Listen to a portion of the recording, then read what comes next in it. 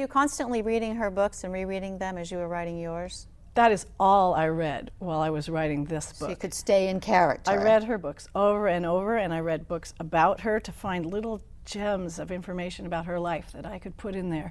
That is all I read for 2 years, was Jane Austen all the time. And this was your first novel. Your career had been in screenwriting again. Did that help you find an agent and get the book published? Not at all. I had to start from scratch, start all over again, the same way everybody else does, by sending out hundreds of query letters, and then I did find a wonderful agent. And after you got a wonderful agent, you actually had some tremendous success selling the book then, yes? I did. She's terrific. She set it up in such a way that it got such a good response that there was a bidding war that lasted 2 days between 3 major publishing houses. And at that point, you're saying it was well worth 2 years Oh, it was of reading so exciting. Jane Austen. Then the reviews started to come out. Let me read you one from the Los Angeles Times. Through humor, Jane comes alive. Most interesting is the way James creates a life story for Austen that illuminates how her themes and plots may have developed. The reader blindly pulls for the heroine in her dreams of love, hoping against history that Austen might yet enjoy the satisfactions of romance. Did that feel pretty good? It did. You still pay attention to reviews? Oh, I do. One of my favorites came from the Regency World magazine, published in Bath, the Jane Austen Center. And they reviewed the book. They gave it a 9 out of 10, which was one of their highest ratings ever. And they said such incredible things about the book. And I thought, if the Jane Austen experts of the world were happy with my Jane Austen voice and my story, what higher praise could I ever hope to receive? So you were thereby inspired to move on from Jane Austen to another favorite, who's Charlotte Bronte. Again, a nice romantic little cover that I love. Tell us about this book. Well, I have loved the book Jane Eyre since I was 11 years old. And it's just interesting that it's another Jane, this time a fictitious Jane. But I read that book so many times that I still have my copy, and it is completely falling apart. So when I had finished this book and sold it, and we were trying to decide what should I write about next, it seemed a natural step to move on to my next favorite author, who was Charlotte Bronte. And at the time, I knew nothing about Charlotte. I only knew that I had read Jane Eyre so much that I could quote it, that I had seen every movie version ever made. But who was Charlotte? I knew nothing. In fact, I knew she had a sister who wrote Wuthering Heights, and sometimes I was confused who wrote which one. And when I read Charlotte's story, and I read a biography about her, I realized it was an amazing, amazing tale. And there's some things about it that the public really had never known, and no one had written it. Give us just a few highlights of her life, Charlotte Bronte's life. Well, not only did this woman live in obscurity in this remote village in North Yorkshire with her siblings and her father, who was going blind, with no real access to anyone who could help her ever get published. And then all 3 sisters became published at the exact same time. That's an amazing feat. I don't know that it has ever been reproduced since. And then there was her love story.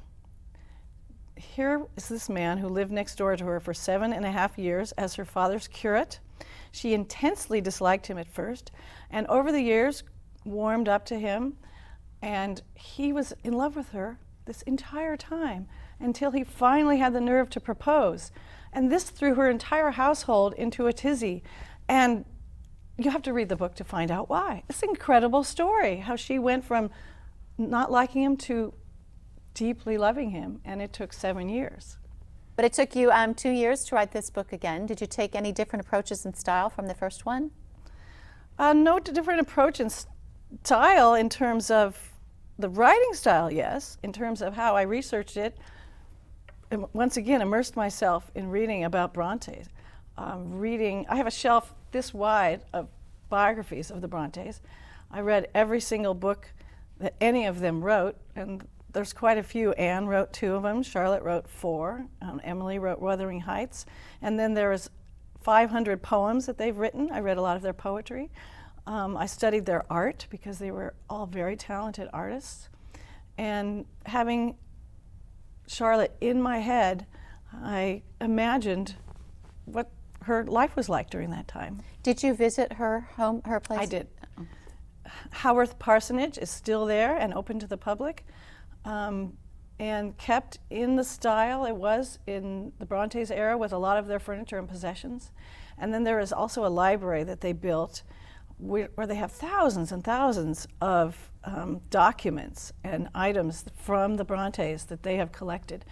And it was really exciting. My husband and I were allowed to go into this library, something that I specially arranged in advance, and read actual letters and documents and some of the little stories that they wrote, the little tiny booklets that the Brontes wrote when they were children.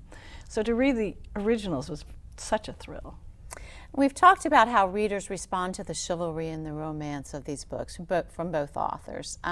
Bronte was actually born 1 year, I believe, after Jane Austen died. Mm-hmm. And they frankly lived in an era where women had hard lives. Both of these women wrote in private. They didn't use their own names. Mm-hmm. Tell us a little about that. Well, especially in Jane Austen's time, this was the beginning of the novel. And that is why it's called novel, because it was new. It was a novel thing, and people looked down on you if you read novels. So for anyone to write a novel was not something that was highly regarded. So she kept that a secret, and Jane's books during her lifetime were published by a lady. She told nobody at all. In fact, the only people in her family who knew were her sister and her mother, and I think one of her brothers, and the rest, it was kept very quiet. And when slowly but surely, towards the end of Jane's life, when her family started to find out, it was a shock to them to discover that this aunt of theirs was writing these books. And in Charlotte's case, she and her sisters, they felt that there was a great prejudice against women writers. So they wanted to take a name that was androgynous, mm-hmm. could be male or female, so she became Currer Bell. And Emily was Ellis Bell, and Anne was Acton Bell, and they went through a lot of names before they came up with these names, just to make sure nobody could tell. And still, the critics thought they were men. And so in the meantime, most of their family, friends, and associates just thought that they were just living with the family and doing housework or whatever. Mm-hmm. Her father knew that they were scribbling something. They're always locked in the dining room writing, but they'd been writing since they were little children, writing poetry and short stories, so he didn't really think anything of it. And now, of course, they're a huge part of the canon of Western literature, and they're a tremendous inspiration to a lot of writers, mm-hmm. female and otherwise. Do you relate to their struggles? Well, don't we all? It's really difficult to get published at any time, and anybody who's tried to get a book published can tell you that. And also, what about just as a woman or as a female writer? Well, I enjoy writing so much. I feel blessed to live in this era where female writers are not stigmatized. I don't have to worry about writing under a pseudonym. Writing is my life, and I feel blessed to have a husband and a family who support what I do.